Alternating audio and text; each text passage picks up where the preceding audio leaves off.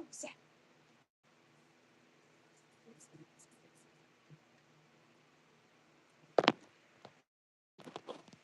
No food in my teeth? Okay.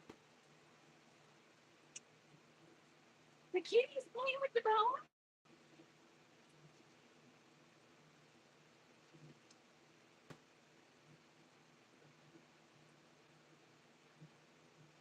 That's cute.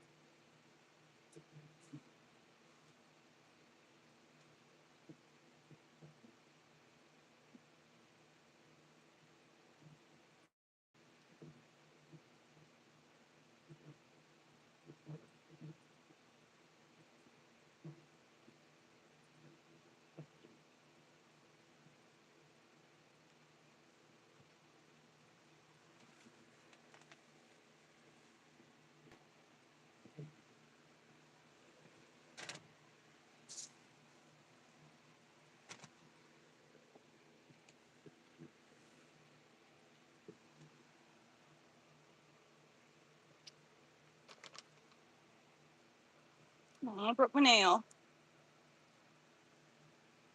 Snagging on everything.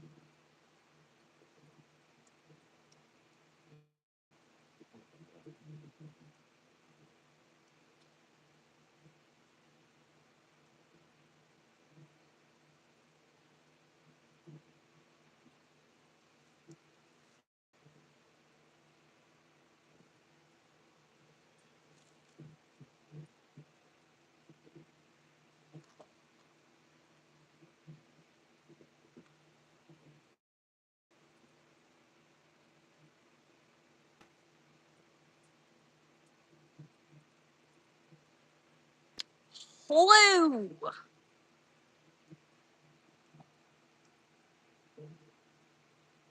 What's going on, Heather?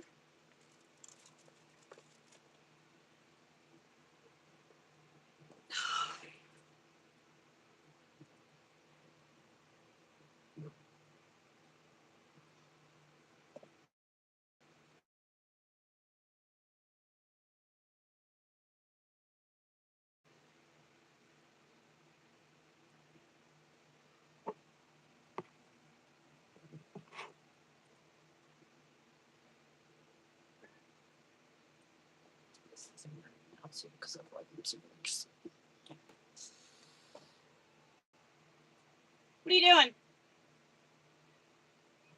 What are you doing? What are you doing? 1, 2, 3, 4. What?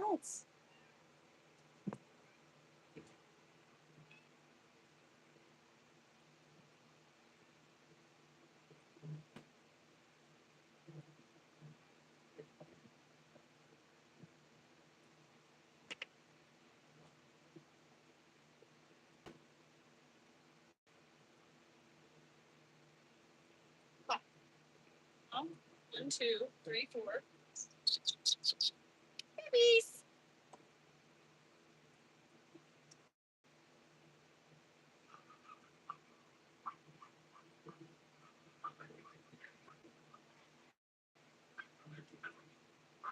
Good guy.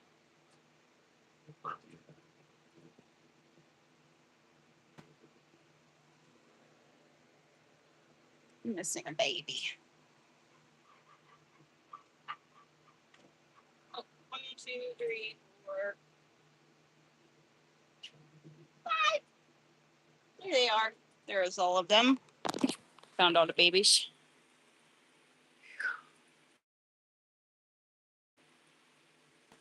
Holy crap.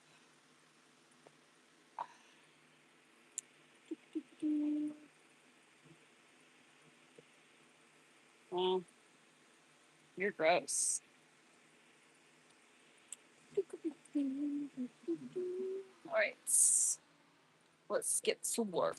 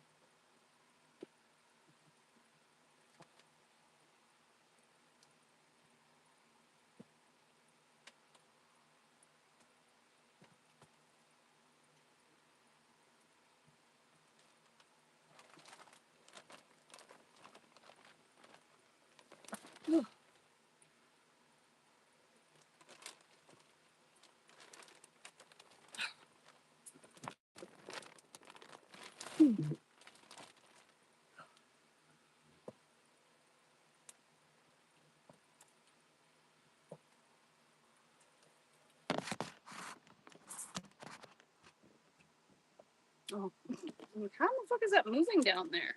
She's fucking hitting it, Heather. I think there's two there. Right there. Yeah. Nope.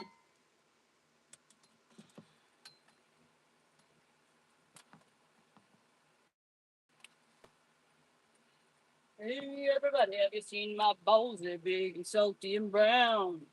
If you ever need a quick pick me up, just stick my balls in your mouth. Ooh, suck on my chocolate salty balls. Good for you.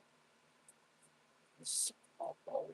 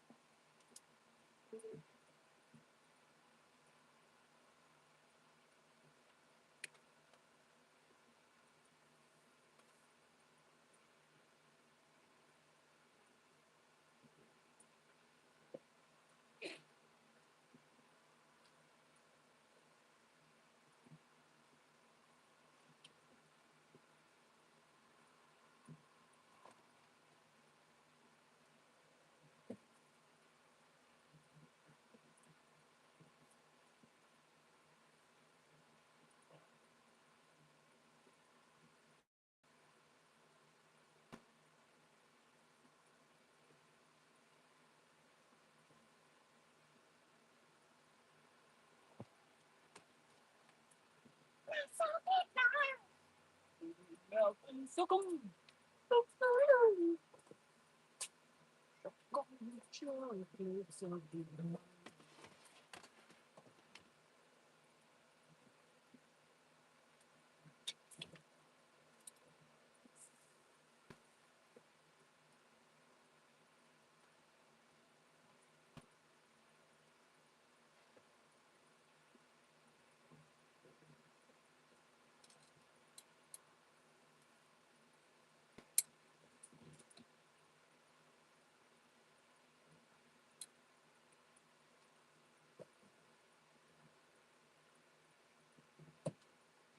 What are you doing? You crazy bastard. What happened, baby? Did you tip over? Baby. That one right there, Mum Bun. Right there. Oh, yeah, it's warm.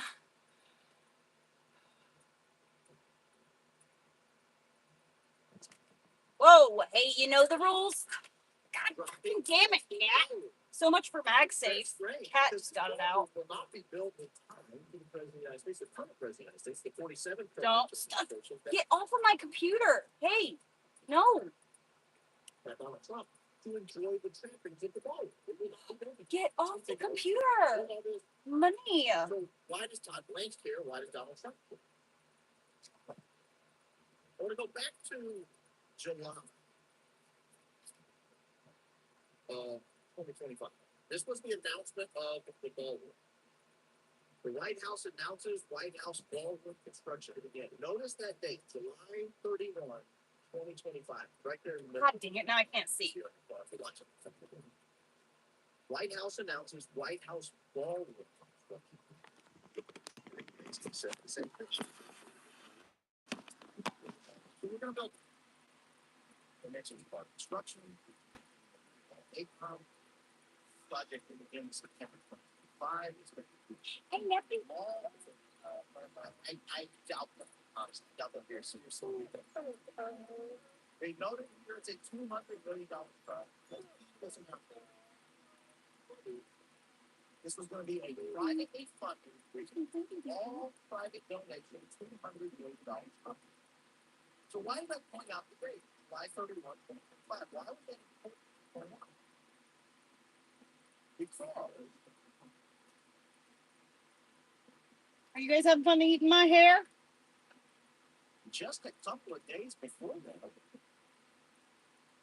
just 2 days before.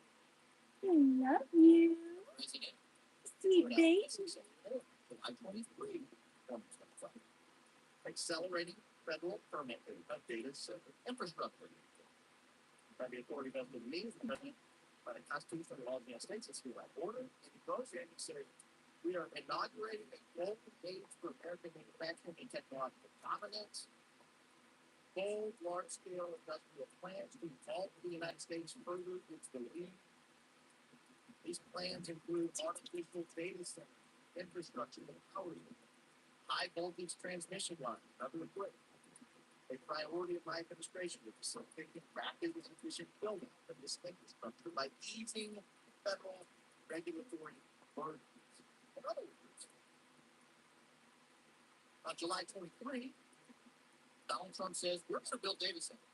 Whether you like it or not, whether there's demand for it, whether you want it, they're coming to a neighborhood for you. And in 2 days, no, can't show my ink, no. Oh, and it'll be privately funded. So don't worry about what's going inside. Don't worry about it. We'll take care of it. It's the trust me, bro. Who's eating my hair back here? We're good. You don't need to. Which one of you is eating my hair? Oh, it's you. It was you, wasn't it? You silly girl. We're accelerating the data center infrastructure July 31. Oh, we're building a wall. No. Well, what's going on at the mall? What's going on at the mall? What, you want me to pick you up? This is where we got information on what was going on at the mall. And I want to give a shout out to the YouTuber here who's doing a stellar job. I mean, hang up job. Her name is Audrey. I can find you. Find you. He discovered Dre. I tagged him in a video a while back. Now he finally discovered him. Cats are awesome. She just gave birth a couple weeks ago. They're all. I literally posted a video, or I posted on the whatever in my community that I had kittens, and literally they're gone. They're spoken for already. It took 30 minutes.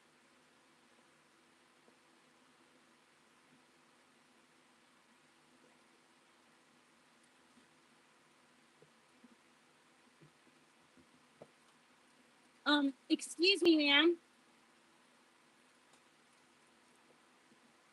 That's gonna be a no from me.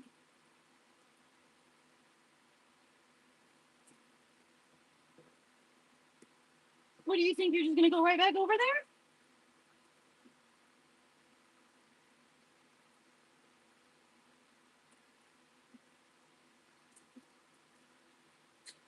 They grew very fast. Oh, they can jump now. They can climb now. But they've got homes already. It literally only took 30 minutes. So exciting.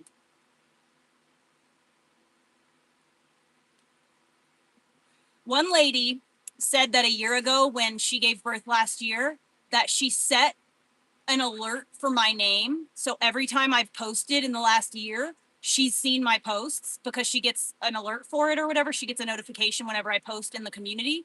And she did that so that when I have kittens, if I have kittens again, if I post it, she can snag one immediately. And so she was the first one, which is crazy.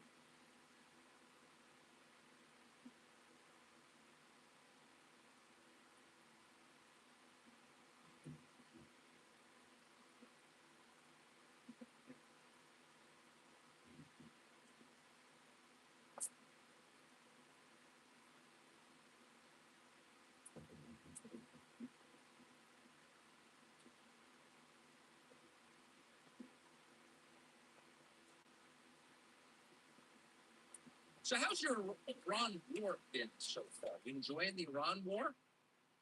Well, that really depends on who you are. We like to think, as Americans, what are you doing? Hey, events like get out of there. Economic God freaking fracking. or Hey, natural disasters affect what are you doing? equally, but that's not true and it never has been true. How you get out of there. experience something get out of there. big Go. really depends on Go on, where get. you sit. Get out. That's been true since the beginning of time. You are a troublesome little thing. 476, September 476. It, of course, her again. Same disaster. One. We're still talking about. Books have been written about it ever since, more than 1,500 years. And for most people, it was really the end. It was the end of a civilization, the world's largest empire. But there were some people, you can imagine, on New Year's Eve 476, sitting around the table with their families, assessing the year that just went by. And they looked around the table and said, that was the best year we ever had. Of course, Germanic hordes are plundering the city of Rome, but for us, honestly, it's pretty great. And that's just the nature of it. Not anything inherently wrong with that. It's just a fact. You saw it during COVID. COVID was a massive disaster for most Americans, for most people in the West. Addiction rates went up. Be nice. Rates, divorce. Kids didn't get educated for over a year. It destroyed a whole generation of young people, affected them badly anyway. On the other hand, if you were fortunate enough to have a second home, like a weekend house in a rural area that didn't have COVID restrictions or enforcement officers capable of enforcing them, it was pretty great. If you lived in a traditional world, like say where your wife didn't work because she didn't have to because you made enough money, you could live a kind of 1950s family existence, and you had a coherent family and children who still liked you, sort of, and they were all home for months. It was like the best time you had in the last 20 years. People don't like to say that out loud, but that's real. And the Iran war is a little bit like that. It's an event that is affecting our lives right now, or certain to define our lives in important ways going forward. An event that's changing the world for all time, an event that people will write books about. And for most, it is a disaster, a true disaster, not just for the thousands who've already been killed, or the dozen countries that have been bombed, but for the hundreds of thousands of Britons in the UK who've dropped below the poverty line already, 2 months in, et cetera, et cetera, et cetera. It's a disaster. But for some small, select group of people, it's been awesome. Let's check in with our old friend, hedge fund manager Bill Ackman. This was him 2 days ago on CNBC. Here's how his war is going. Iran has been, I think, a major funder of sort of anti-American protests and kind of otherwise. I think that war is a very good one, and The war is a very good one. yeah, I think we've Very unpopular, though. I don't know. I don't know surveys to trust. Look, I think most Republicans, many Republicans. support the president, and it shouldn't be a bipartisan issue. The Iran war is a very good one. Really, says the interviewer on CNBC. No, really, yeah, it's a very good one. Is it unpopular? I don't know about that. And the truth is, Bill Ackman probably doesn't know. He may not know anyone personally who thinks this is a disaster, because for Bill Ackman and his friends, the Epstein class, it's been a massive win. What do you want? What's up, bud? And that's been pretty obvious increasingly if you're following. There's no more markets. Food. All done food. So there's this all done phenomenon food that people are starting to catch on to, where a certain news organization predicts serially, many times in a row, over the past 20 or so days, an imminent peace agreement between Iran and the United States. Now, that agreement has not materialized. Apparently, we're not actually close to getting one. But at the moment when that's announced, every single time you've seen a massive move in global energy markets and in equity markets, stock market, because people are betting that that will have direct effects on the value of stocks and or oil or other commodities. And a little bit before that announcement, every single time you have seen massive bets made on oil futures. You've seen billions of dollars change hands, and you can surmise that somebody is getting rich doing this. In fact, you can be absolutely certain. Now, you don't know who. Really, the only thing you know is A, it's happening, and B, no one will ever be held to account for it. Now, how do you know that? Because we've seen this a lot. In fact, we saw it, and no one ever wants to remember this, on 9/11. Shortly before 9/11, somebody put big bets in shorts against airline and bank stocks. Those are two businesses that were directly affected by the events of 9/11.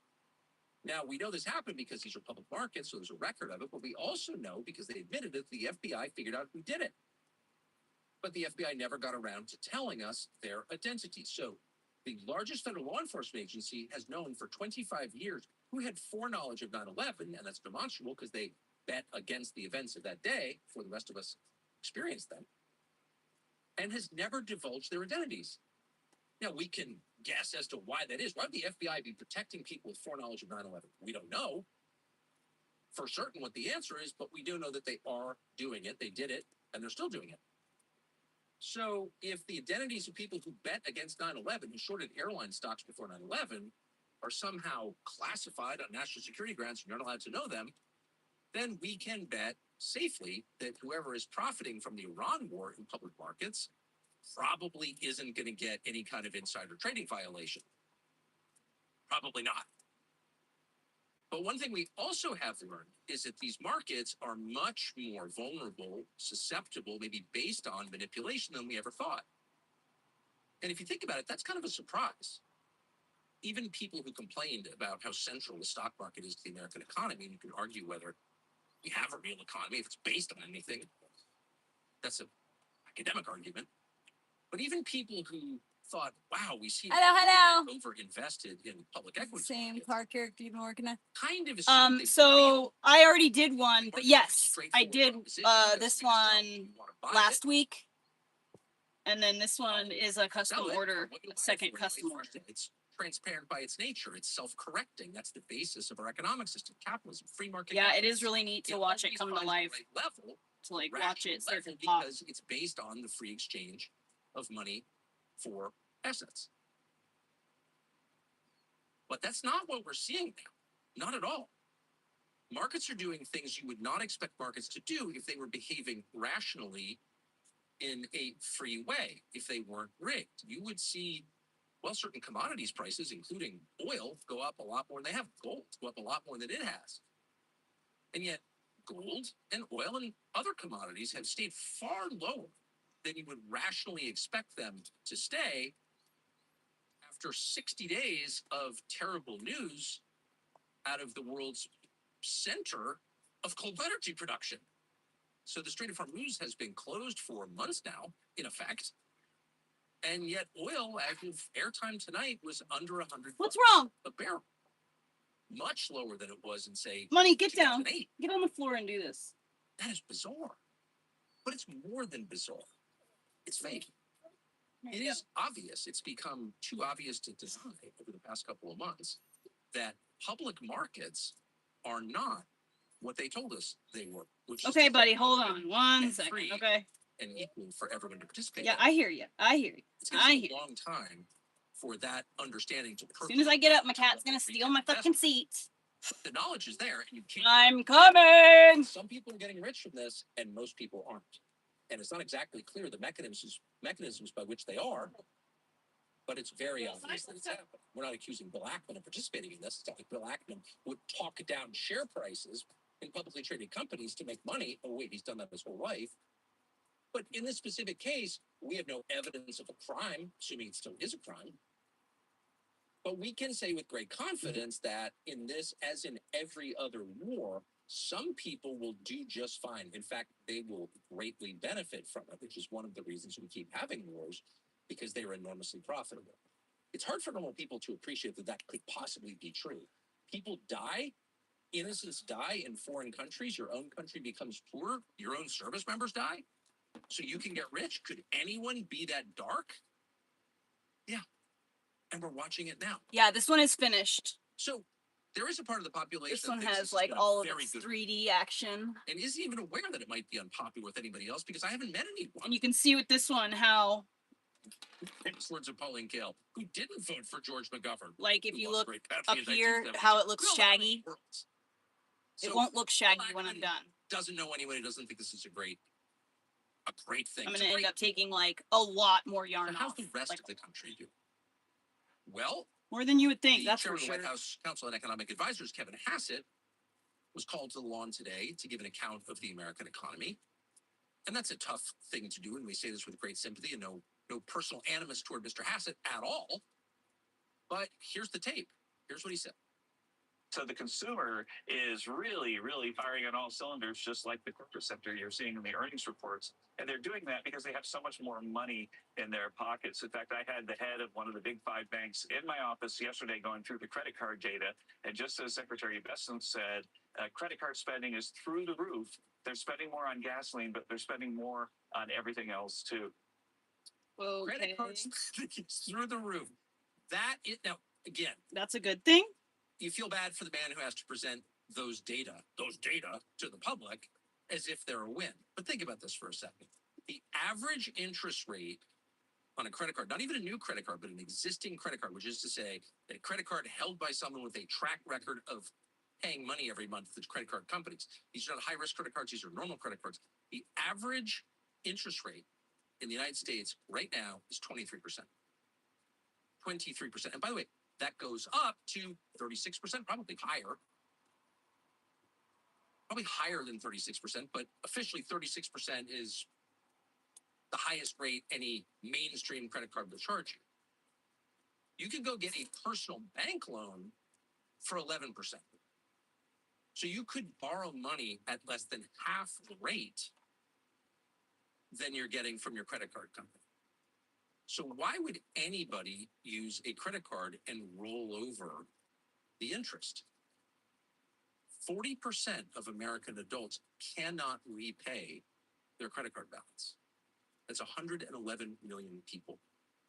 And they are paying, on average, 23% interest. So that's not a win. That's a sign of desperation and impending poverty.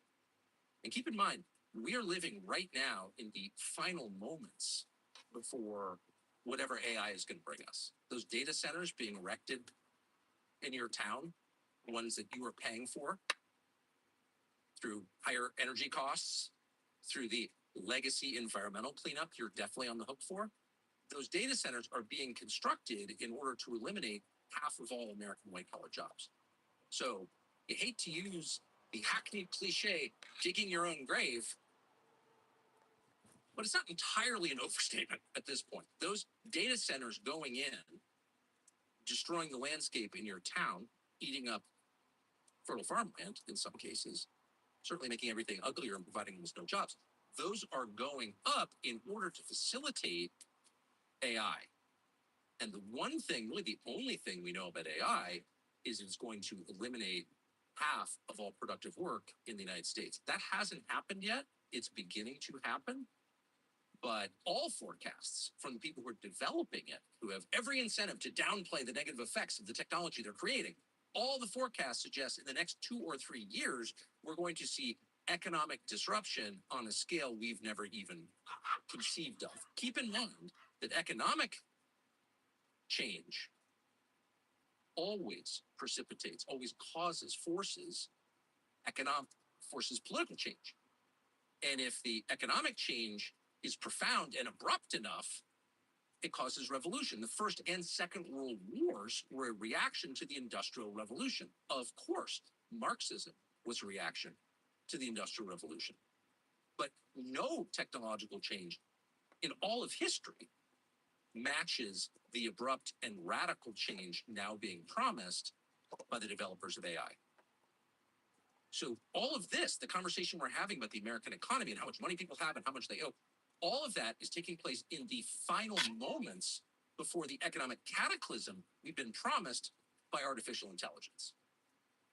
So it's not like we can wait 10 years for this whole thing to self-correct, for markets to become honest again, and for people to make a wage sufficient to buy a home and raise children.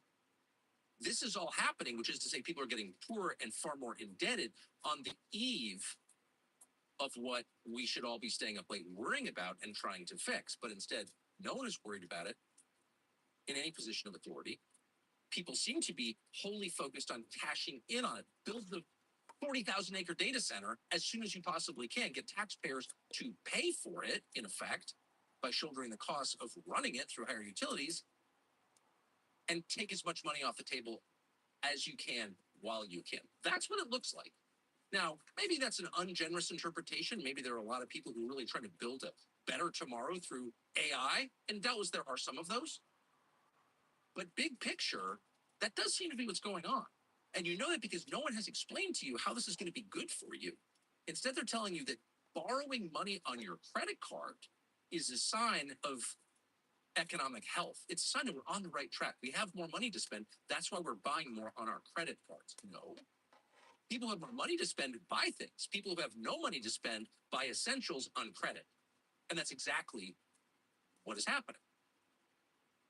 Now, some of that is a reaction to the economic changes already wrought 2 months in by the war with Iran. Some of it is the downstream effect of years of bad economic planning, years of living in an economy where Bill Ackman makes $8 billion or something with an IQ of 105 with no track record of improving the country or creating anything. Basically just leeching off the existing system, plundering it effectively. He hates it when you say that, but he's never explained how what he does for a living is good for the United States or productive in any sense. It's merely extractive, probably worse than lead mining. But all the gains, the substantial gains over the last 20 years have not been broadly shared by Americans. What are you doing? They've gone upward. Now, that's a moral problem, maybe, probably, but it's certainly a management problem. It is a problem of governance at a certain point, because it means a huge number of Americans, let's go with the 111 million, the number that can't repay their credit card debt, who have no vested interest in the system. They have a negative net worth. They don't own anything. They are living here, but they don't see a future for themselves or their families, or they may not have families, and they certainly don't own anything worth protecting.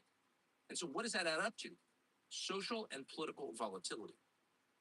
So you would think the people in charge of the country who are benefiting the most, the people like Bill Ackman who think it's been a really good war, would be very concerned about this, and they would not want to put any more economic pressure on this beleaguered population, and particularly on young people who seem to bear the brunt of it. Probably because they have the least political power, so nobody cares what they think. A healthy society would be totally focused on what young people think, because they are building the society that will outlive the current leadership of that society, but they're ignored. So if you were thinking longitudinally, if you were thinking about what's best over time for your country, your civilization, you'd be focused on them and you would not casually add to their burden. But what we're watching is a kind of frenzy of carelessness, of thoughtlessness, of callousness toward people whose lives have not gotten better over the past 30 years, but gotten measurably worse in every category of measurement. And you hate to pile on, and you hate to take the president literally. As I've said many times, Trump is not meant to be taken literally, sort of like reading poetry. The theme is what matters. The feeling it evokes is what matters. I've made that argument. And it's often true.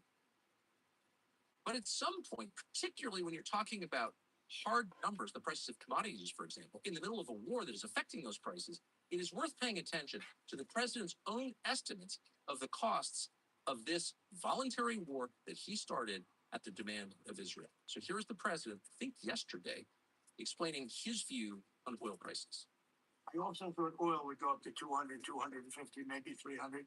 And I know it will be short term, but I thought it would go. I looked today, it's like at 102. And that's a very small price to pay for getting rid of a nuclear weapon from people that are really mentally deranged. It's 100. I thought it was going to go to 200 or 300. Really?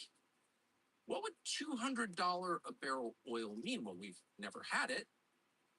We've never had and these are adjusted numbers. We've never had $200 a barrel Brent crude, period, in world history. But what would happen if we did? Well, I don't know, $10 a gallon for unleaded at the pump? More for diesel? Much more for jet fuel? What would that mean? Well, it would mean inflation, possibly hyperinflation. What would $300 a barrel oil, which the president said he imagined we could have, what would that mean? Well, it's not even worth guessing because no one's even modeled it out. No one's even taken the time to write out the formula or guess as to what effect $300 a barrel oil would have on human civilization.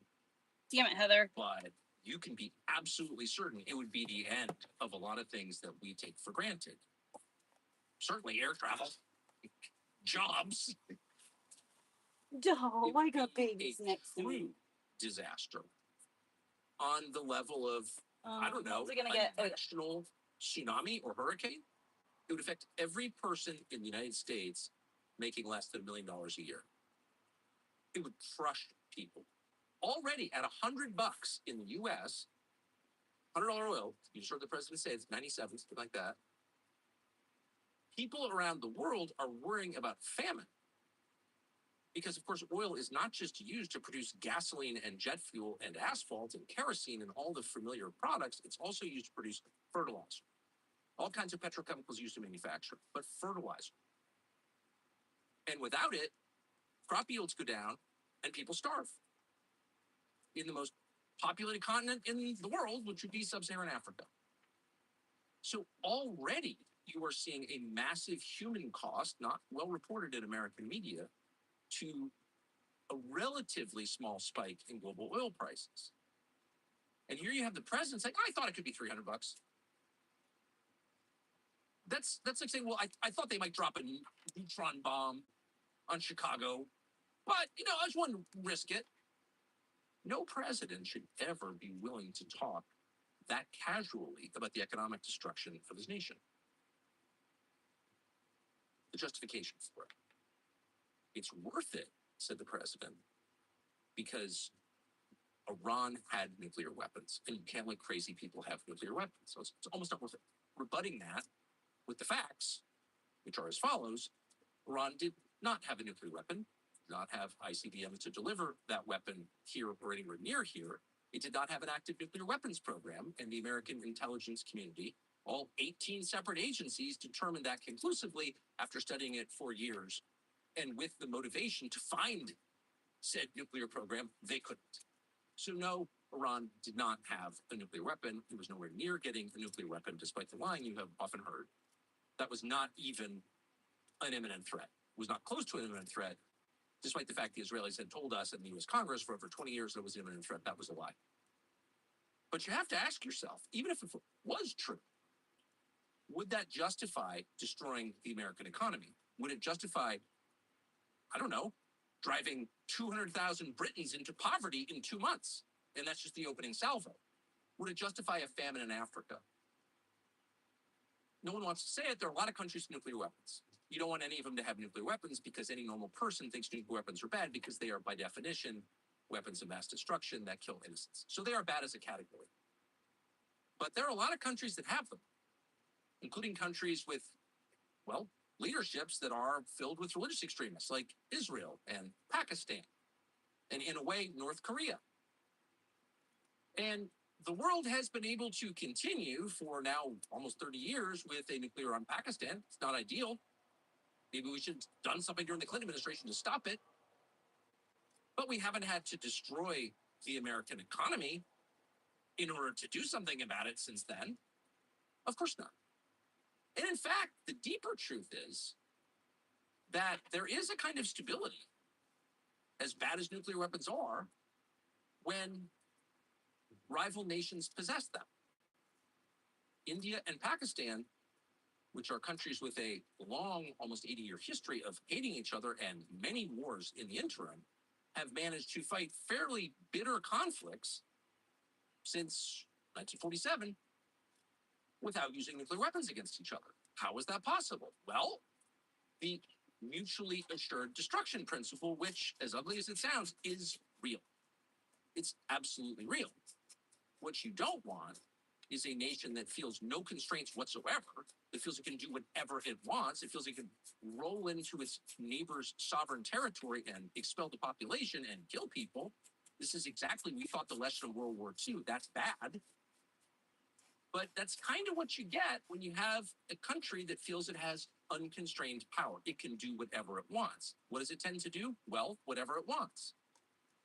And so you could at least make the case academically, even if you disagreed with the whole idea of nuclear weapons and thought they were probably inherently evil, even if you wondered where they came from in the first place, even if you had dark suspicions about the genesis of nuclear weapons, and some of us do, you could still make the case on a pragmatic basis that look at the effects. Look at the effects. They are less bad than this. So that's the explanation from the president. You can see why an administration that had higher levels of support from young people a year and a half ago than any Republican in memory, young people came out for Donald Trump to vote for Donald Trump. Why did they do that? Because they are dissatisfied with the system as it is. They understand it is rigged against them, because it is. And they felt here was one man strong enough to stand up against that system. They tried to put him in jail. They tried to impeach him twice. He was That was fake, Tucker. and would take it on and was brave enough to do that. Obviously. And a year and a half in, what they've seen is a guy who got in office and immediately took the side of the people who persecuted him. For the preceding 8 years, he took their side and became their most valiant champion and began to persecute their enemies as he himself had once been persecuted. He switched teams. Could it perhaps be And that they he look at was this, and they may not understand all never the details, telling the truth? but they look at this in horror and they feel betrayed. And that is obvious from the polling numbers. And these are polling numbers that are so stark that you can't actually lie about them. You can't spin them. Donald Trump's drop in support among voters under 30 is precipitous. It's off a cliff. And there are a lot of reasons for this. The Iran war, the refusal to release the Epstein files, the mounting debt that most of them carry. How's your average 27-year-old, 5 years out of college? Hundreds of thousands of dollars of debt from this 4-year college was supposed to make the difference between getting ahead and staying in your hometown and stagnating in some dead-end job. That kid likely has a negative net worth 5 years out of college. And in many cases, they're told point blank, we can't hire you because of how you look. How do you think kids like that feel about Donald Trump? Well, you should talk to some. So at this point, you have to ask, what's the solution? What are people like that, voters like that, young people, not exclusively, but heavily young people, what are they looking for? Well, probably what all people are looking for: honesty, fairness, decency, a sense of humor, courage, a willingness to actually stand up and fight entrenched power. That's what they're looking for. And who do they look to? Well, there aren't many. One of them is a guy called Thomas Massie. He's a member of Congress from the Commonwealth of Kentucky, not the most important state of the Union, not one you hear about too much. He's a member of Congress, one of 435. You may have heard his name. Why? Thomas Massie is, in his district, and probably nationally, but certainly we know for a fact in his district, the most popular person among young voters. 80% approval rating among young voters. Why is that? Well, once again, because Thomas Massie has made good on the promises that Donald Trump made to the nation, to these very same people who supported him in 2024, and he stuck with it. Thomas Massie is a better standard bearer for Trumpism, for the America First ideology that Donald Trump ran on 3 times, than Donald Trump is. A far better spokesman for that, because he has not changed. And moreover, he's a thoroughly decent man.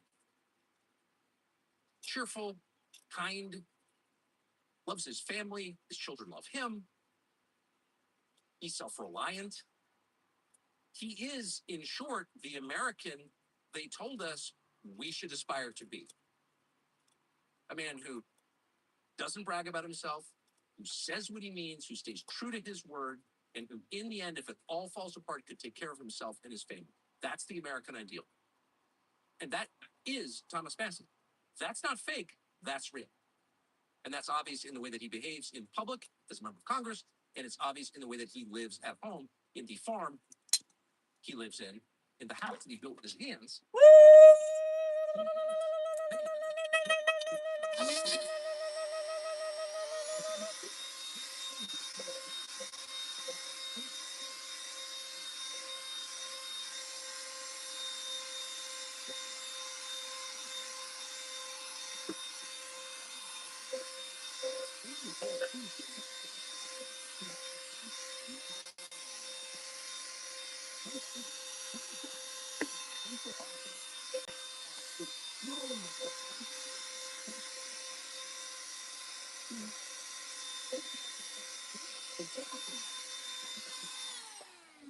Number one person the Trump administration Train the kittens not to get scared when I run the vacuum if I make that sound with my mouth first.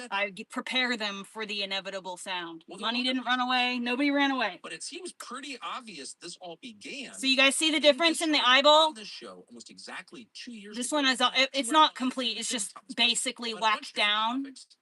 Including It's just been like basically had the bulk of it removed. But you see the difference in how it makes it like,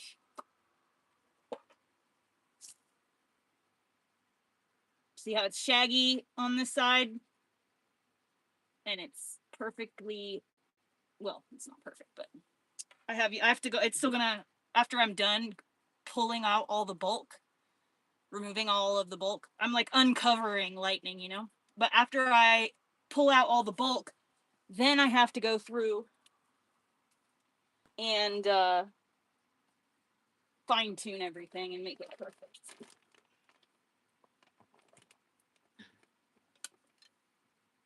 Please don't do this.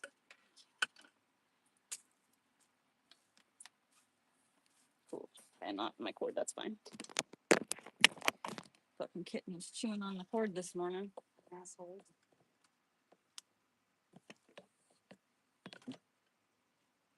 What, Mamie?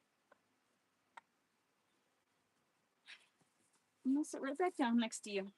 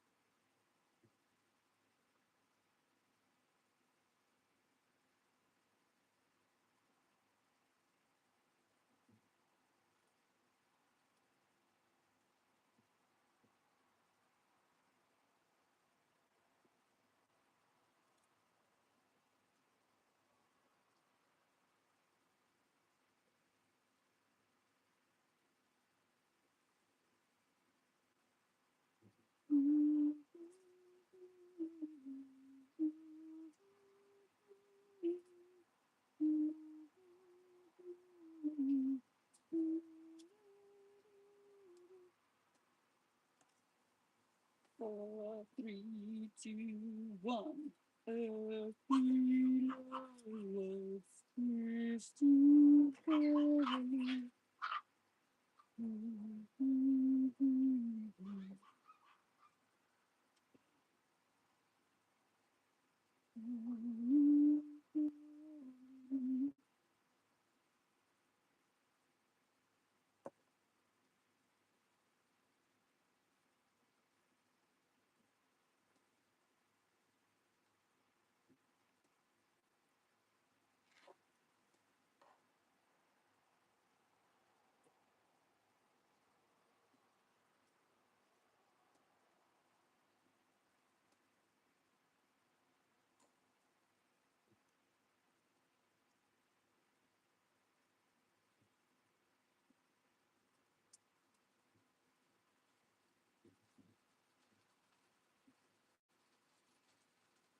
It's okay. It's okay. It's okay. It's just sounds.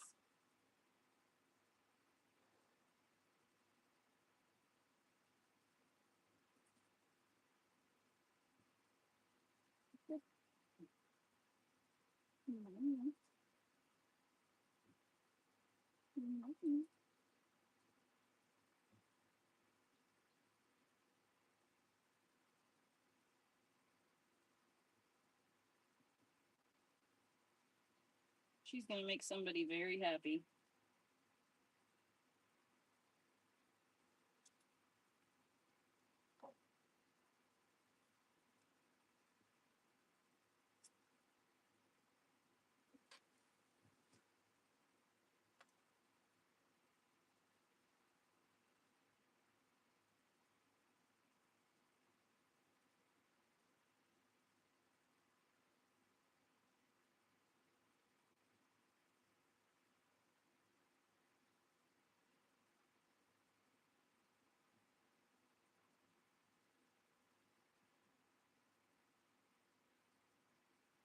When the lights go down in the city,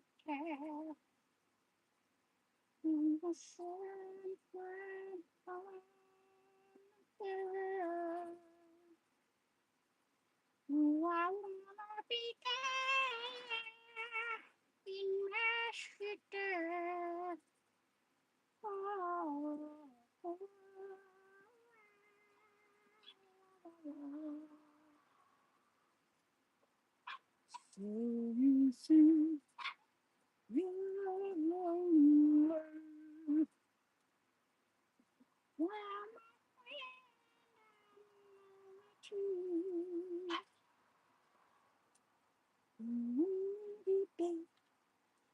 Deep city, bright over here, before.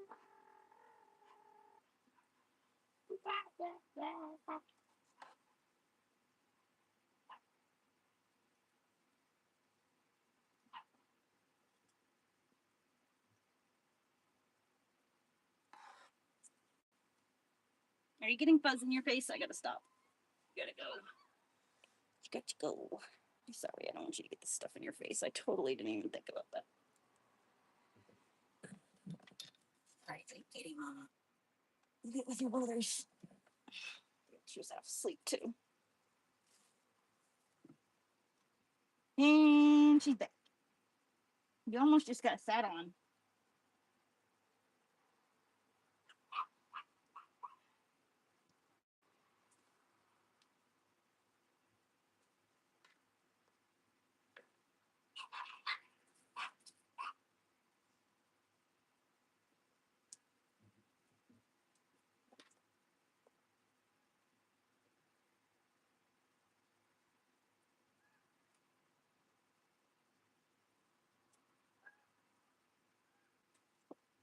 Apparently there's a party at my house tonight.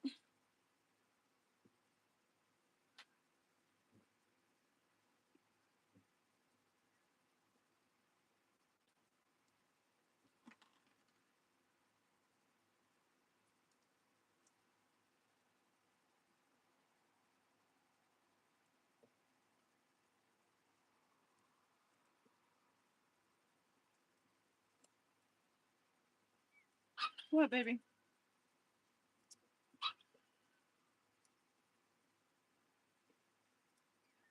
What, baby? What, mama?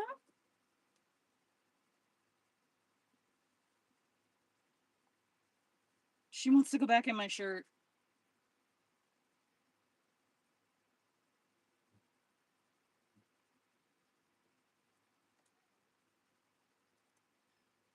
Oh, I know, baby. I can't put you in my shirt. I'm sorry. I don't want you to breathe this stuff in. I'd really prefer you weren't right underneath me either.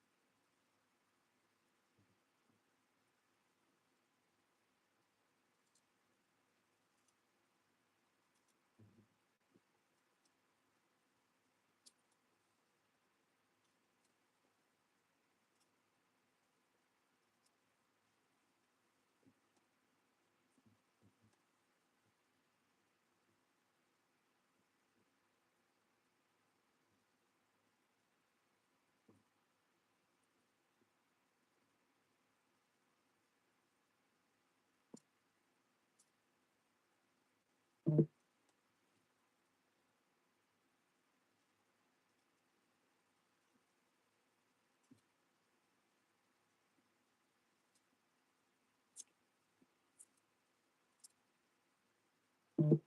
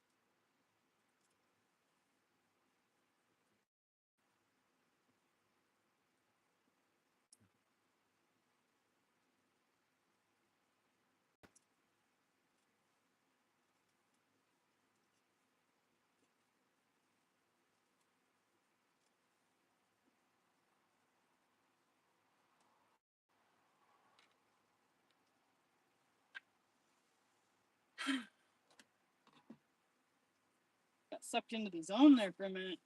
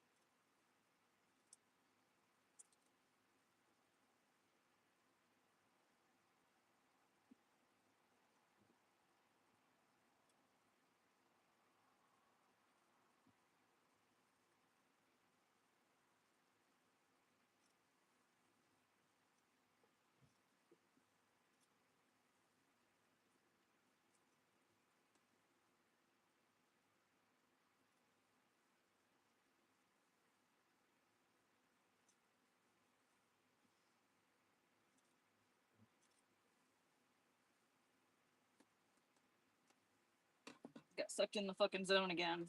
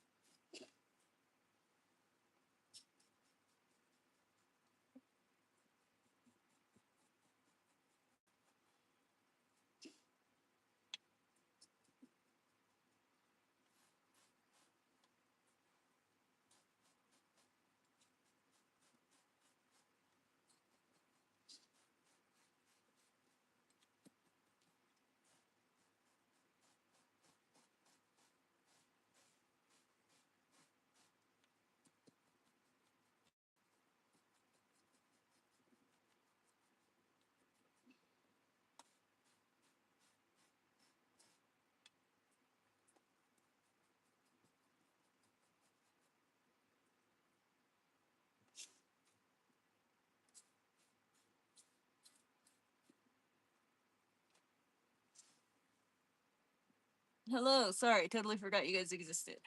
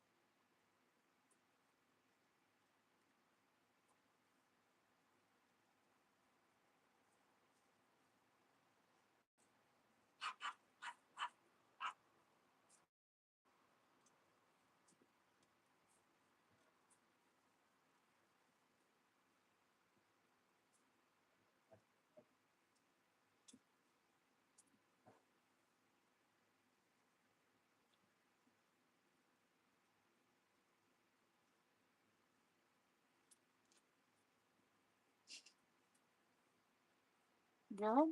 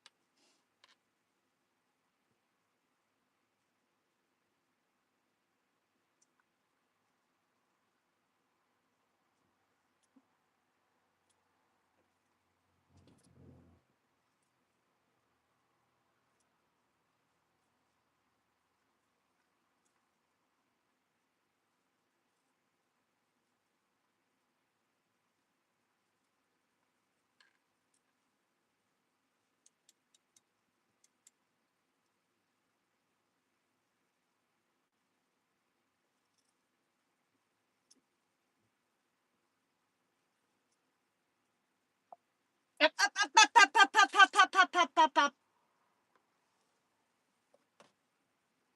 Go that way.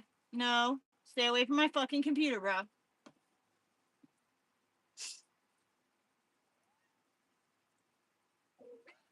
You can go look right here. Up. Right there.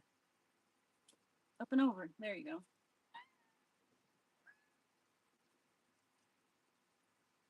Up and over. Yep, just like that.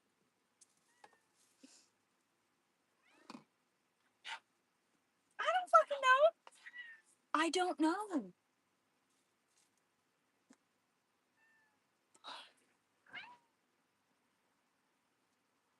I only started doing it about a month ago.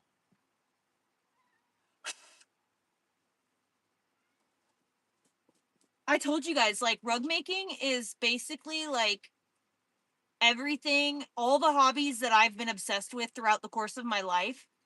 Every single one that I've like mastered is a thing that I have to do, like trimming and making sure that everything is like perfectly level. I went to barber school. I grew up in a salon, and my job currently, like, is I work and I do weeding and like tree grooming, and I use the loppers. to basically do exactly the same thing I'm doing here to trees. The use of my Procreate app and my Apple Pencil and my tablet, like, if I didn't have those things, it would really be so difficult. Like, if I didn't understand how to use that stuff, if I hadn't had the, like, time, practice, spending time learning how to use it already from, like, a couple of years ago, that would have been another learning curve that I would have had to try and master. There's so many things to rug making. I had no idea that it was so complex and yet so easy at the same time. Literally anyone can do this.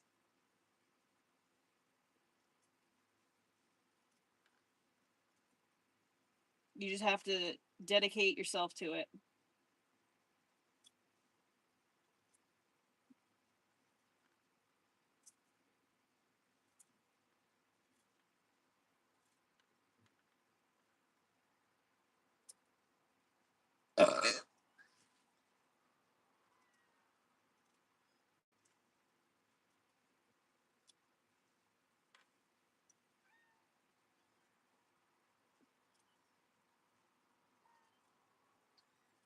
Money, they're under the bed, dude. Hello, can I help?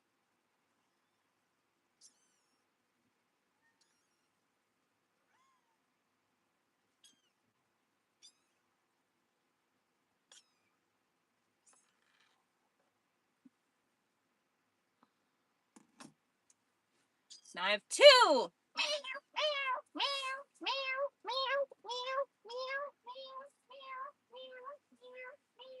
Oh, my butt.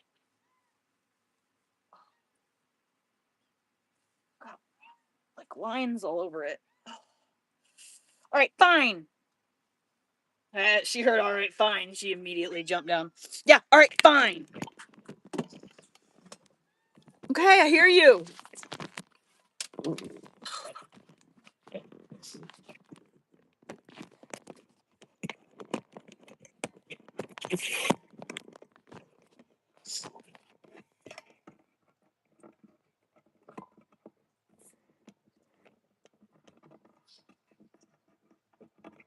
God.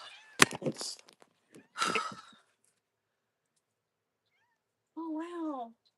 I just got added to a group chat of all of my cousins, all my aunts, and all my uncles. All right. Let's close all the windows before we do any feeding of the cats.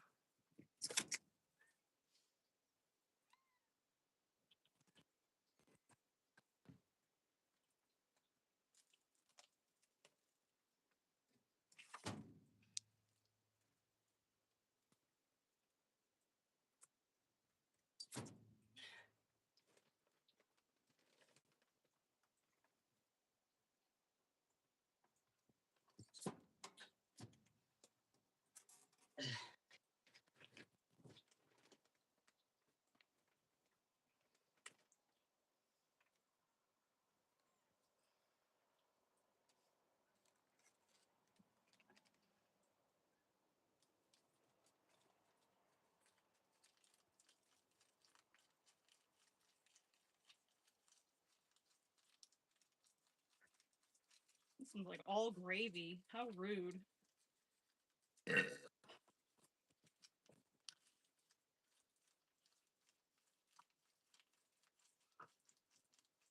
supposed to have big chunks of fish in it. It's like all liquid.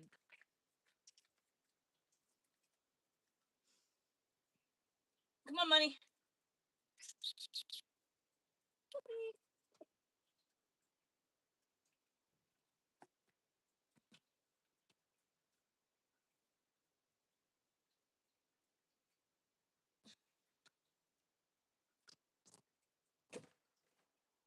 Gross.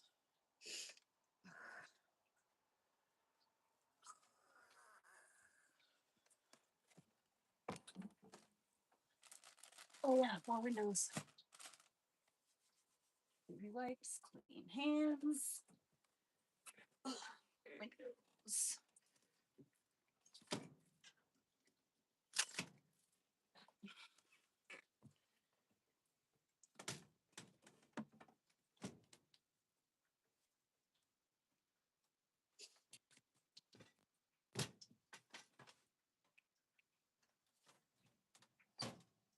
you ready? Come on. Come on, let's come inside. Come on. Come on. You got your bone? Is that your bone? Good boy.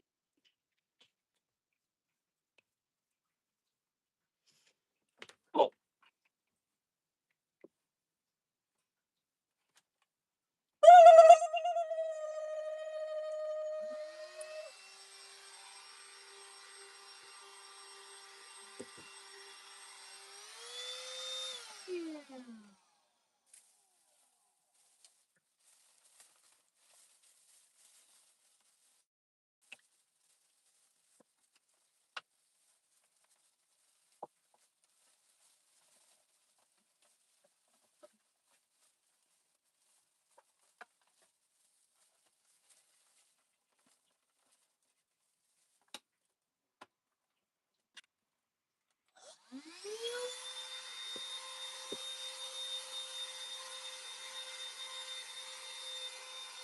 Dude, what the fuck smells like poop?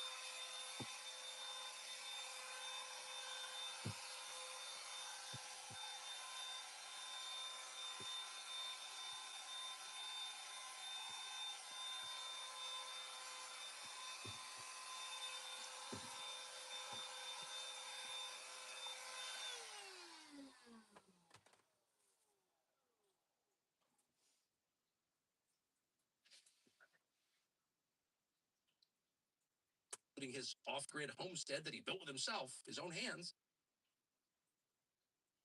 He, at one point, described the experience of serving in Congress and being asked to carry water for a foreign power, Israel. Now, Thomas Massie has never been hot on the topic of Israel. Thomas Massie probably hasn't spent 20 minutes in his entire life talking about Israel or thinking about Israel. He doesn't hate Israel now. Its leadership, Israelis, he's kind of agnostic on the whole question, even now. But at the time, 2 years ago, Thomas Massie committed probably the most dangerous thing you can commit in Washington. He explained how it happens to the best of us sometimes. You got to be careful to avoid this because you look like a fucking retard when you just don't think something through that's so obvious and then you present it as though that's not even a possibility. You just blatantly expose your lack of like reasoning capability. It's just right there for everybody to see.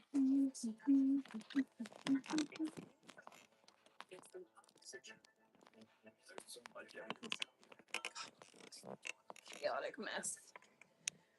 Dude, what in the fuck? Oh. Oh, I forgot to get litter. Fuck me.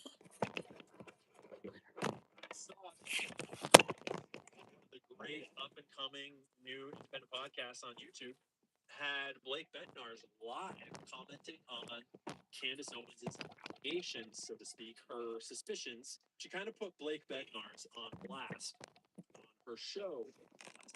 And if you aren't, chronically on Twitter, you have life, you might not remember who Blake Bednar's is. You might not be super familiar with his vibes, his personality, his antics, his history, his footage, his claims. Candace, the summarizing of his his primary evidentiary claims that is very overtly claiming that Brian Harple murdered Charlie Kirk, that he pulled the trigger. Blake Bednarz has, in no uncertain terms, directly stated that factually over and over and over and over online. And Candace and Barron both pointed out correctly and comically that it's a little weird that Blake Bednarz is used as evidence in the lawsuit against Candace, but is not receiving a lawsuit himself. Although Candace never claimed that Brian Harple killed Charlie Kirk, and Blake Bednarz very much did, many times. So we're going to get into Blake Bednarz's response a bit, and some of the evidence he's produced, and some of the claims he's making, and why it's all a little weird. I very much want to encourage people to follow Danks, because Danks is, you're going to see from his demeanor in these clips, Danks is a very level-headed dude. He's just here for the truth, and he's a regular guy. And it's been really cool to see this cadre of, like, not young, but new creators and podcasters and investigators just start making content. I'm a huge proponent of more regular people making content, more voices that are just regular Americans, regular people around the world that are just putting out research, putting out ideas, putting out information, because we got more than enough Daily Wire in the world. We don't need any more Daily Wire. What we need is more regular people putting their voices out there and making the voices of the regular people louder. And we need people that have the demeanor like Danks. Morley! Calm, cool, collected, journalistic, not dramatic, not hyper fixated or freaking out or aggressive and starting fights with everybody. The juxtaposition of the demeanors and vibes between Danks and Blake is striking, and I think very important to note. It's going to be a central theme here. Blake does share text messages and stuff with Candace that seem to imply that she might be misremembering the exact correspondence from back in like September or whatever when he was trying to send her this video. Not exactly clear. We'll let that hash out in the future. But the first thing that really struck me was this part, which I didn't realize this was already on YouTube, but this is a huge red flag. I pulled this out, so. Okay, I'm gonna pull up this. I'm gonna pull up this. So you'll remember that Candace mentioned on her show last night that Blake Bednarz was really into FaceTime. He really wanted to FaceTime Candace. And let's just say that the longer you spend in this industry, the more you sort of get vibes from how people try to operate. And once you get a little experience in the game, you learn that there are certain things that can be used to try to entrap you, or just to try to put you in a position where you might do something that they might be able to get on, or for any other reason, maybe just for clout. And in this case, this is why the incessant request to FaceTime is a little weird. Right here, here. Okay, go for it.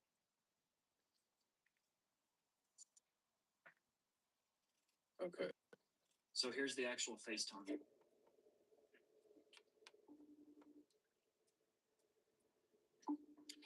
So notice that he's just ringing her right now. Before he's even ringing her, he's all set up, he's got his camera ready, and he's recording himself FaceTiming Candace.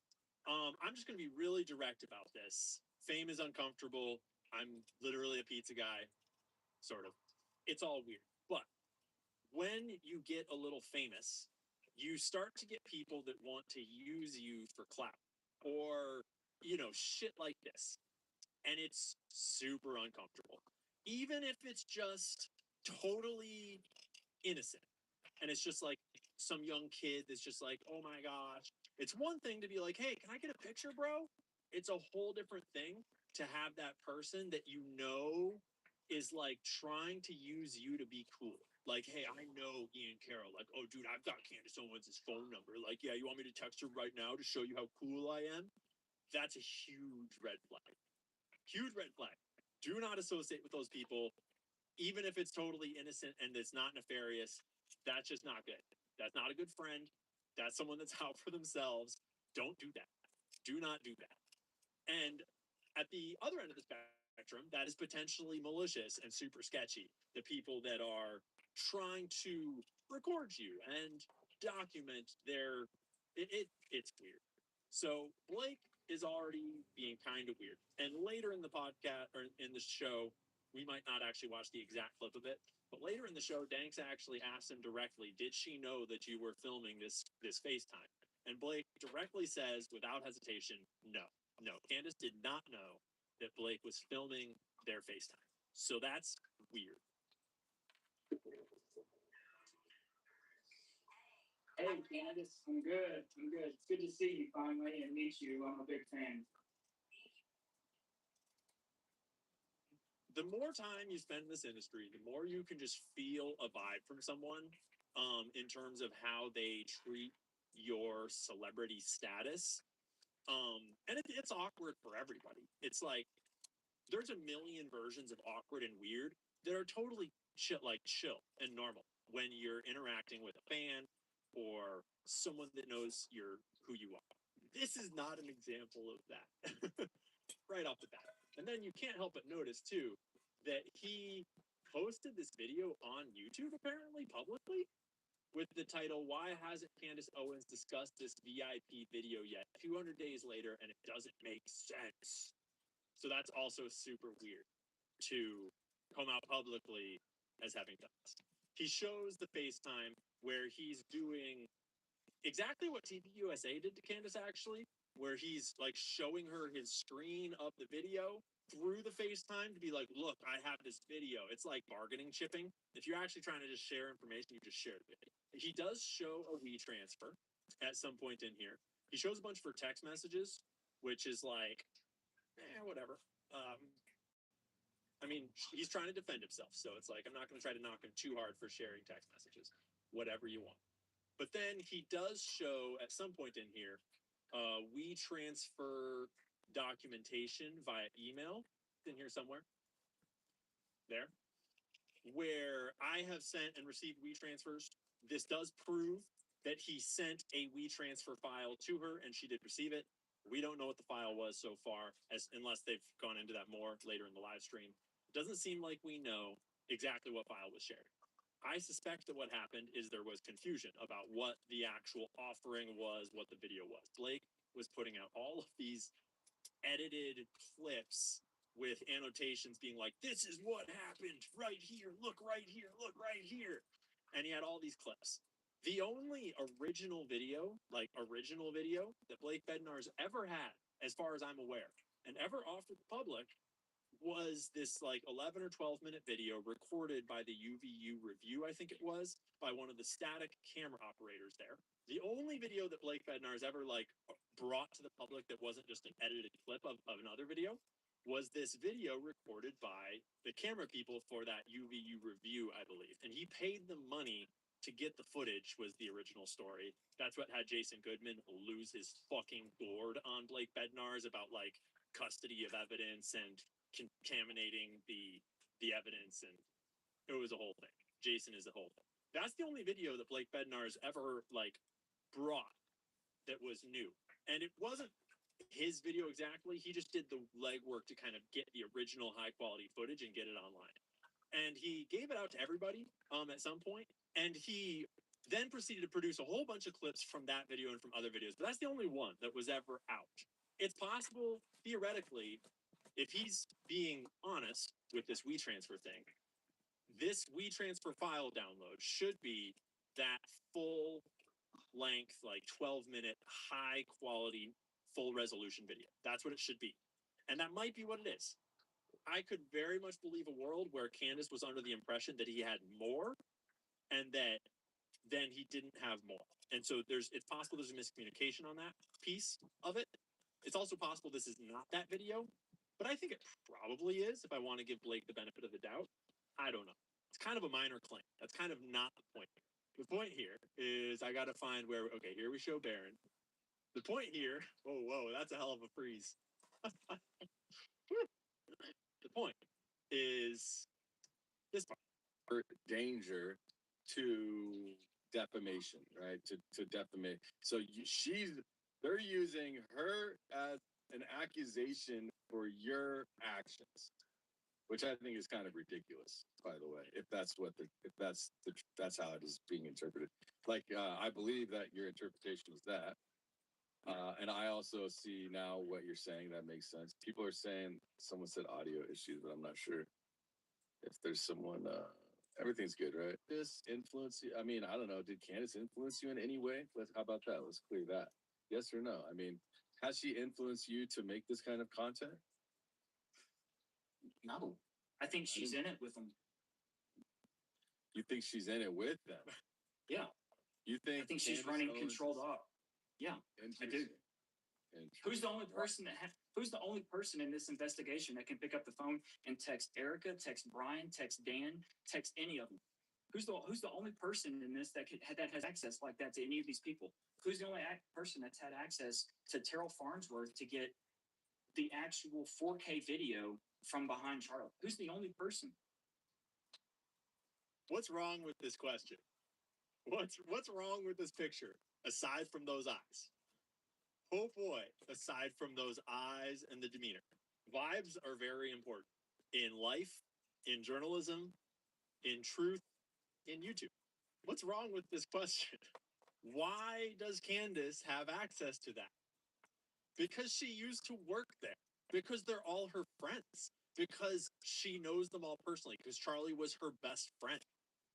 And because she has the biggest podcast in the world. And so that gives you reach. That gives you the ability to make a phone call and get taken seriously. Anyone can try to find contact info for these people and try to contact them. The question is, will they respond? And if you are big enough to be taken seriously or approach in the right way, you can get a response too. But it's no mystery why Candace can get a hold of people whose phone numbers she has, right? So to see that as evidence that she's running a controlled op is highly disingenuous and suspiciously retarded, honestly, aside from the intense demeanor. And let's talk about the demeanor a little bit before we get too far into it, because you're going to notice this over and over and over. And you probably already did if you were paying attention to Blake Bednar's at the beginning. If you can't tell, I got the same vibes as Candace pretty early on, and I did not really fuck with Blake's stuff. Maybe he's probably a perfectly fine person to, like, you know, catch in person at, you know, the soccer game or whatever, whatever you're doing. I don't know. But when it comes to journalism, for me personally, my opinion is that one of the biggest red flags is people that are sure that their truth is the only truth and it's the only way and everything else is wrong or hubris or fucking, you're such a fucking idiot. There's like, yeah, there are types of stories and types of truths that are so well evidenced that I can understand you coming to those conclusions. I come to those conclusions about, like, for example, Jeffrey Epstein worked for Israel. If you don't realize that by now, I have a hard time taking you seriously. But that's because of the massive body of evidence across years that I am personally very familiar with. But I also can understand how someone might not be familiar with all that evidence. So I don't, like, think that you're an op just because you don't believe what I believe on that. There's lots of reasons why you might not understand that or know that yet. But when it's like on a developing story, this is like, we're literally talking about like smoke signals in a video, and like he twisted something in his pants, so therefore it must be a remote detonator. And Blake's position, which he re-elaborates on in this live stream, is that if you don't believe the same version of events that he believes on this Charlie Kirk case, then you are an idiot or an op. And that is some oppy ass shit. That is some serious op shit. No, sir. This is an open investigation where there's lots of possibilities.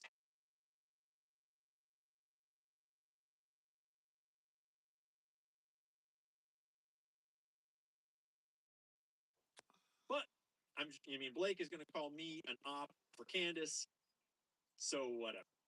When someone is so sure of themselves, either I'll be right back. lack of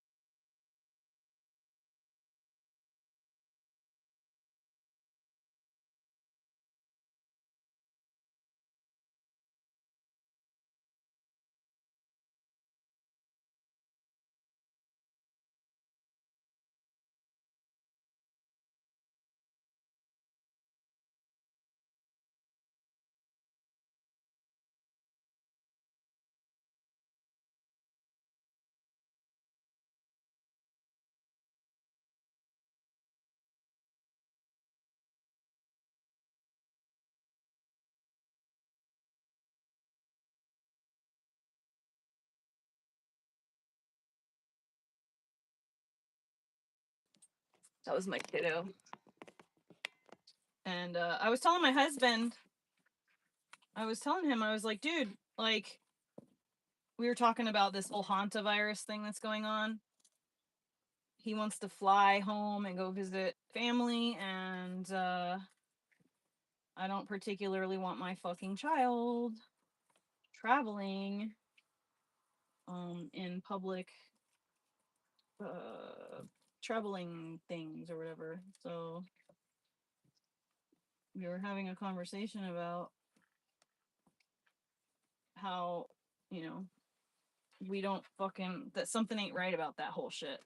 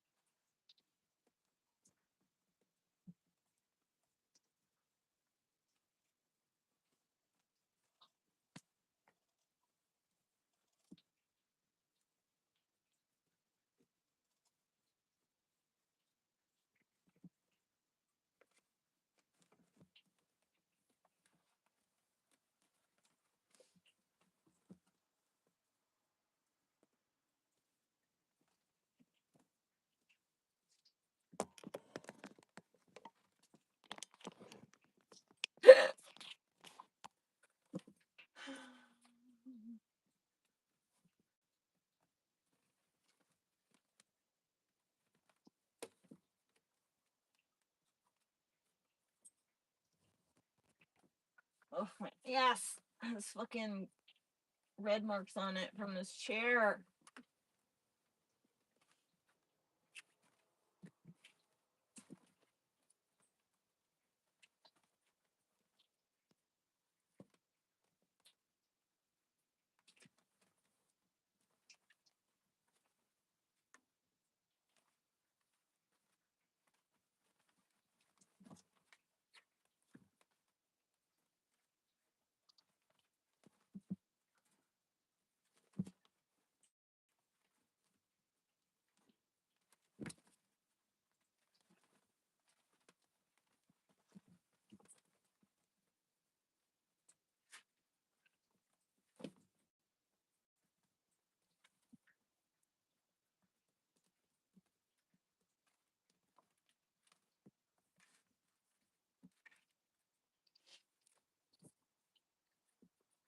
On a hot summer day in 2004, an incident so strange and disgusting occurred that it's hard to believe it actually happened. Chicago's Little Lady Ferry was doing one of its regularly scheduled tours down the Chicago River. Tourists on the top deck were observing the skyline when they looked up and noticed a large bus suspiciously parked on the Kinsey Street Bridge. As the ferry passed under the bridge, 800 pounds of human poop rained down on the ferry, drenching the passengers in literal human filth. People screamed and vomited as they tried to escape the unbearable smell, but they had nowhere to go. The bus immediately sped off after dumping its load, and if it weren't for two extremely important pieces of evidence, we may have never known why it happened, how it happened, or who to blame for what would eventually be known as Poopgate, or the Dave Matthews Band Chicago River Incident. At around 1 o'clock p.m. on Saturday, August 8th, 2004, a line of 120 people began boarding the ferry called Chicago's Little Lady, with the tickets going for an affordable $25.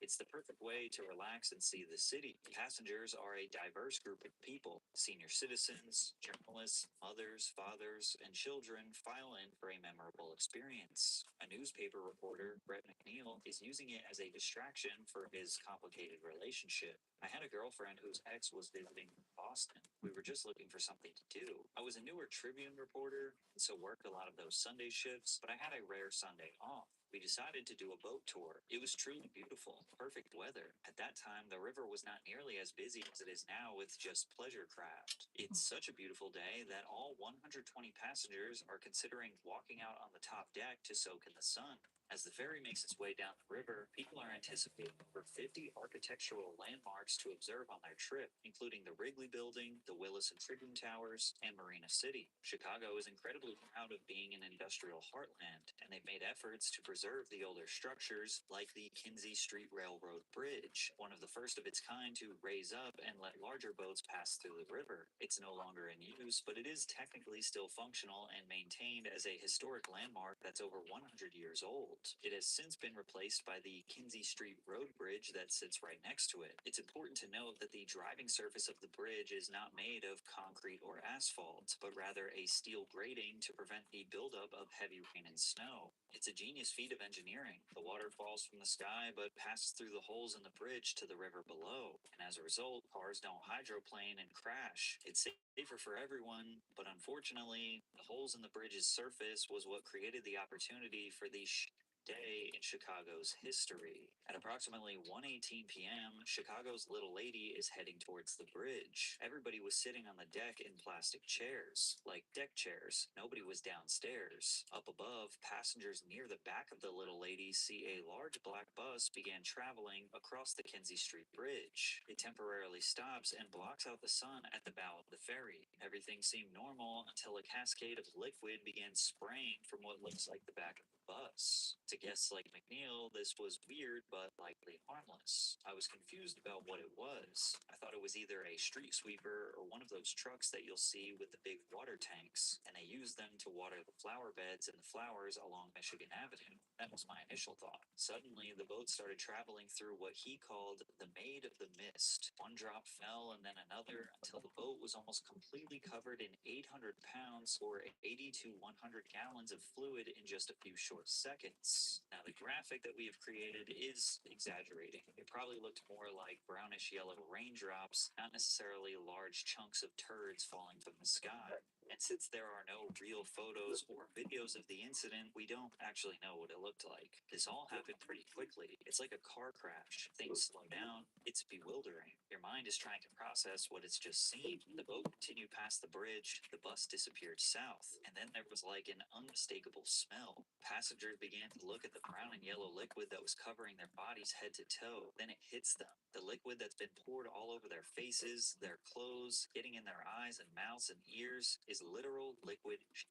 Some begin to scream, some yell in a fit of rage, while others run blindly in random directions before vomiting all over the upper and lower decks. One woman tries to console her baby as the sewage continues to cling and dry all over them, while the elderly and handicapped panic as they are unable to move away from their chairs, caked in cursed sludge from the mysterious bus. The ferry's 120 passengers are trapped on an island completely covered in human waste, and there's nowhere to go. Up on the bridge, the brown and yellow liquid is so thick that some remains on the steel grating to get picked up by rolling tires. Lynn LaPlante, who was driving on the bridge, describes it as an inescapable nightmare. She began vomiting outside of the car window and swerving violently as she was driving. She later described it as a new form of hell. Making matters worse, Lynn was pregnant and eternally nauseous. All of a sudden, it was like driving into a brick wall of smell. I don't know how else to put it. We didn't see anything visually, but when we got out of the car, it was all along the side of our car and in the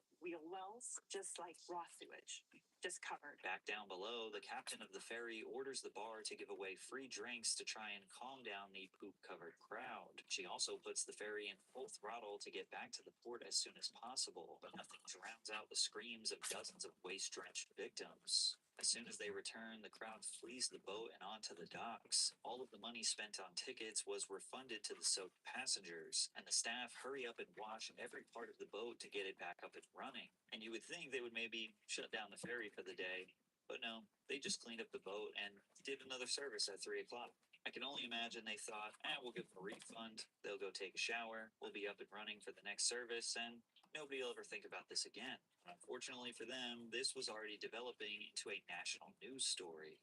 like a downpour. Captain Sonia Lund saw it, and passenger Mike Scarpelli was one of the people drenched in the deluge. There were some older people on there that were they had limited mobility. They were doused from head to toe. Their hair was soaking wet, literally covered in urine and feces. There was a pregnant lady that could barely contain herself. The crew knew exactly what to do when they were alerted. They came back to the dock. The passengers found agromethane at the dock. The passengers disembarked. Gave them refund. But Scarpelli doesn't remember it that way. He says initially the tour guide gave them the option of turning around, and when dumbfounded, he told the guide to also call police. Scarpelli says the guide replied, "We're working on it." No authorities ever got on the boat. Police present. Whether or not they came after the fact, I don't know. The interviews after the incident sparked two different reactions: serious outrage and contagious laughter. Because after all, it was kind of funny. 5 of the victims actually went to Northern Memorial Hospital for tests due to likely pre-existing conditions and the taste of black water still in their mouths. Exposure to this volume of sewage can cause gastroenteritis, respiratory infections, skin infections, eye, ear, and sinus infections. You could get hepatitis A, UTIs, or even get parasites. An anonymous physician at the hospital even pointed it out that this was enough to shock experienced healthcare professionals. Working in the hospital care setting, when something strange or scary or gross or concerning happens, that's where you go. In general, we're used to it. We're kind of jaded. We're not very impressed with scenarios that would gross a layperson out. But this one was... people were talking about it for a long time afterward in the department. Luckily, nobody would end up getting sick or suffering any long-term illnesses, as far as we know, but the city of Chicago had to find the suspect as soon as possible to avoid more bad press. There were so many questions. Why would someone do this? Was it deliberate or accidental? How did the driver manage to dump waste in a way that would scatter over an entire ferry and over 100 people? Most importantly, who the hell was in that bus? Chicago police had never conducted an investigation quite like this, but luckily they would discover a few key pieces of evidence that would eventually reveal the man who dumped 800 pounds of liquid turd. The Poopgate investigation had officially started. The Illinois Attorney General, Lisa Madigan, was out for blood to see what environmental laws had been violated. The first key piece of evidence was the discovery of the make and model of the vehicle, a modified 2003 Monaco Royale coach. The bus was more like a mansion on wheels, a luxury Class A diesel pusher at 45 feet in length. It had its own large shower, master bedroom, and tile floors. These buses usually have 50 to 100 gallon waste tanks, meaning it was more than capable of holding a massive amount of poop. But this is where it gets very interesting. According to McNeil, I happened to meet a guy who had one, a luxury coach. He bought this tour bus that happened to be Bob Seger's at one time. So I was like, hey, these buses, can you remotely dump the toilets? He said, absolutely. He showed me all about how you can do it from the driver's seat. So the technology exists to dump the toilets from the road, from behind the wheel under power, and it's existed for a long time. But it's still unclear if the driver was able to do this with just the press of a button. It's likely that in order for the driver to successfully dump out the waste from this Monaco Royale, he would have had to park, exit the vehicle, and run around to the 2 valves present near the back of the bus. One valve was for the gray water that comes from sinks and showers, and the other valve was for black water packed with weapons-grade feces and fermented urine. The Royale had a state-of-the-art Sanicon waste system, which could help liquefy solids and allow dumping with ease. All he had to do was flip the pump switch while the black water valve was pulled open, and the sewage would cascade down as the driver ran back to his seat and continued driving across the Kinsey Street Bridge. Unfortunately for the suspect, law enforcement found their second piece of evidence from a surveillance photo that was able to confirm the Monaco Royale, which crossed the Kinsey Street Bridge at the same time the passengers were soaked. But the third key piece of evidence was a paper given to the authorities at the very start of their investigation. It was provided by one of the passengers at the back of the boat, who managed to write down both the state and license plate number as the sludge rained down on him. Police were shocked when they tracked the plate and discovered that the 2003 Monaco Royale belonged to a luxury tour bus for the Dave Matthews Band. And just like that, they found their first suspect, DMV bus driver Jerry Fitzpatrick. I hear that you were the driver on the bus in Chicago that dumped its human waste. You know, there was an incident of that happening, and I was in Chicago when that happened, but it was nothing. I had nothing to do with it at all. I was accused of it, actually. It was your bus, right? Because I'm driving a bus. Yeah. I was accused of it, and I just say that I didn't do that. According to the Chicago Tribune, Fitzpatrick confirmed he was in Chicago with Matthews, whose band played the second of two shows at Alpine Valley in Wisconsin later that night. But the driver said he was parked in front of the Peninsula Hotel when the waste rained down from the bridge several blocks away. Fitzpatrick told the press, "There is no way I could be responsible for that. I haven't emptied the tank for days. Besides, we are very cautious about how we do that sort of thing." They also felt the need to clarify to the press, this band is very environmentally conscious. And to further clear his name, Jerry actually pushed a police sergeant named Paul Gardner to inspect the bus. He even gave Sergeant Gardner his phone to tell a reporter that his tank was almost full. However, the band had a total of 5 buses parked outside the Peninsula Hotel, and authorities were unsure of which one was the dumper. A band as popular as the Dave Matthews Band will tour with multiple buses. Well, I imagine it would be the one that had the tag from the fucking guy who got the tag number. All traveling separately to keep everything running on time. The band was leaving the Alpine Valley Music Theater, which is 2 hours north of Chicago. Now, according to rvdumpsites.net, there are a few different places the band could have stopped to discard the waste from the bus. And again, this happened over 20 years ago, so we don't know if any of these current locations were available back then. We do know that money was definitely not the problem, because even back then, it only cost about $10 to empty the tank. Upon further investigation, authorities managed to confirm the exact bus that did the dumping. One of the passengers was the band's violinist, Boyd Tinsley, and the driver was Stefan Wohl, which raised another question that we would never get an answer to. How could the tank possibly have 800 pounds of waste in it? The tour started in June. The average person produces less than 1 pound of waste per day. Since the bus was only occupied by 2 people, 2 months of use would still only be about 120 pounds in most extreme cases. Since the band had 5 different buses, and Dave says this particular bus was not the one he was on, how was that tank full? They were either letting a lot of people go to the bathroom on this specific bus during tour stops, or that thing was backed up from previous tours months or even years ago. But getting information wouldn't be easy. They knew discussing the matter publicly would result in a PR nightmare, and telling the truth would make them guilty. The band spokesperson, John Vlotton, said, "Our driver has stated that he was not involved in this incident. We reserve judgment on anyone until we have seen the evidence. We have been and will continue to be cooperative in this investigation." However, once the 2-week investigation had ended, the Illinois Attorney General's office filed a lawsuit against them. The suit accused the band and driver of violating state environmental and nuisance laws, seeking $70,000 in fines and an evaluation of the band's waste disposal practices. And after confirming the surveillance footage, the Attorney General told the press, "I had the authority to enforce our state's Environmental Protection Act, and that's the main statute that we used. Surely it was a count of water pollution. Surely there was a count for discharging a contaminant into a waterway without a permit. And I think we may have also charged public nuisance." It's a pretty broad statute, but those are the 3 things that we were able to bring. As soon as the video came out, any attempts to deny that evaporated. Chicago's Mayor Daley also made a statement, but it was a little tone deaf and strange. He called the dumping absolutely unacceptable, but also said that the Dave Matthews Band was a very good band. The band's silence was heavily criticized, and eventually they felt the pressure to give a public statement. But they were reluctant to outright admit guilt. They did say that they care deeply about what happened and that they aren't attempting to avoid any responsibility they may have, and also that they didn't want to offend anyone.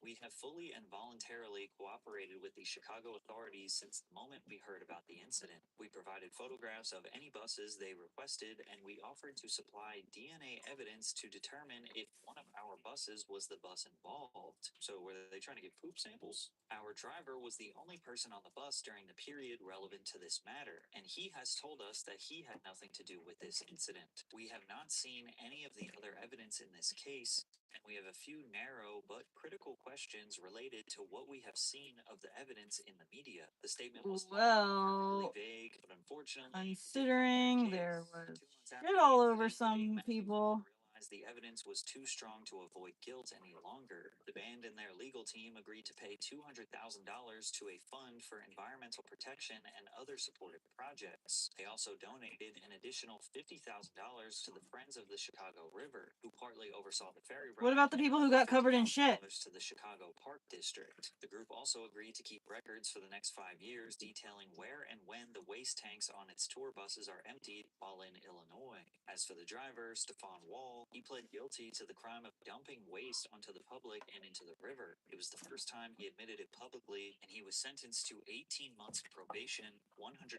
hours of community service, and received a $10,000 fine. Many people believe this was a mere slap on the wrist. The dumping of sewage could have seriously affected the health of the 2 pregnant women on the ferry, as well as the young children and a baby, plus the wheelchair-bound people who couldn't escape the fallout. All of the money the band paid out went straight to the government, and nothing went to the actual victims. In fact, part of the agreement was that the band was allowed to avoid admitting guilt in court, and it won a provision intended to make it more difficult for the tour boat operator and at least one passenger on the ill-fated cruise to use the settlements in their own lawsuits against the band. Like so many other things in life, ordinary people are the real victims, and the government gets a big payday. Now, this didn't prevent some passengers from taking the band to court. A woman by the name of Nancy M. Toder filed a lawsuit for emotional distress. She was celebrating her 46th birthday, and she claimed the waste entered her eyes and mouth and covered her hair, clothing, and belongings. As a result, she suffered extreme nausea, vomiting, and related physical and emotional ailments and maladies, and continues to suffer severe emotional distress. But it's unclear if she was ever able to reach a settlement. The only person who seems remotely apologetic from the band is Jerry Fitzpatrick, and he didn't have anything to do with it. You know, it was a nasty mess. I couldn't imagine being the victim. I couldn't imagine that. This driver didn't use it then. He caused a lot of problems. You know, it's a matter of stopping at a regular place, hooking your hose up, and flipping that switch on your dash, letting it go in the proper place. He didn't do that. In May of 2005, the Dave Matthews Band attempted to prove they actually care for the environment in one of the worst ways possible. Dave Matthews and Boyd Tinsley joined up with Ben and Jerry's to fight global warming with the release of an ice cream called Dave Matthews Band Magic Brownies. 2009, Dave Matthews himself spoke about the incident on the Cara Caribou podcast. He said, "The bus driver lost his job and I didn't have my finger on the button, but it was one of our buses, wasn't mine, but it was one of the buses in my employment, and so I feel bad about it." He added, "It would be funnier if it were anyone else but me." Over time, the more serious aspects of Poopgate have been largely forgotten, and today it's laughed off as one big joke. I think until maybe the day I die, I'll always be hesitant to walk under a bridge, or at least travel under a bridge. I definitely have a unique collection of colognes and deodorants, and I always have some baby wipes on me and lots of Purell. Fake commemoration plaques have been zip-tied to the bridge to facetiously honor its history. The Chicago Hideout actually threw a dance party to celebrate the 20th anniversary. Even the Chicago Bulls organization has put in efforts to act like this incident was something the city should pay its respects to. But the Dave Matthews Band does not lean into the jokes. They remain pretty silent about the situation to this day. After all these years, we still don't really have a true motive as to why Stefan Wool did this. It's hard to imagine it was Laziness. a elaborate prank, but rather that he was just too lazy to empty the waste tank at a dump site. If there's any lesson to be learned from Poopgate, it's that what's traumatic for us in the moment is almost always something we can laugh about with friends in the future. Or in other words, shit happens.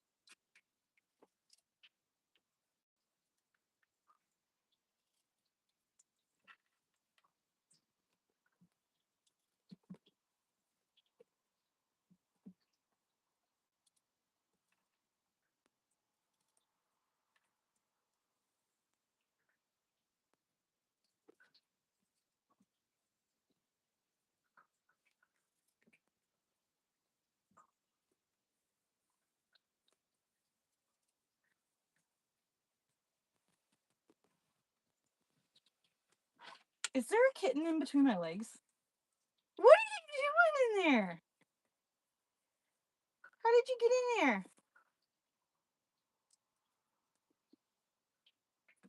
Are you gonna come out?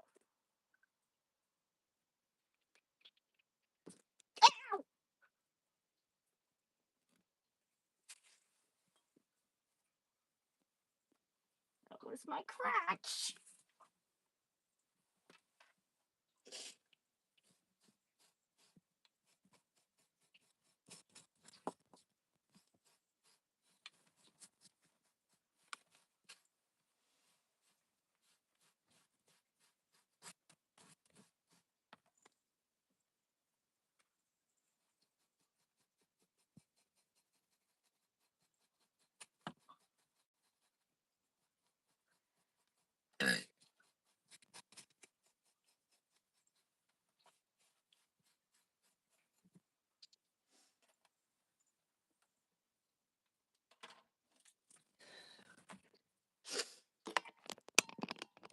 Okay, I'm gonna switch over to TikTok. Love you.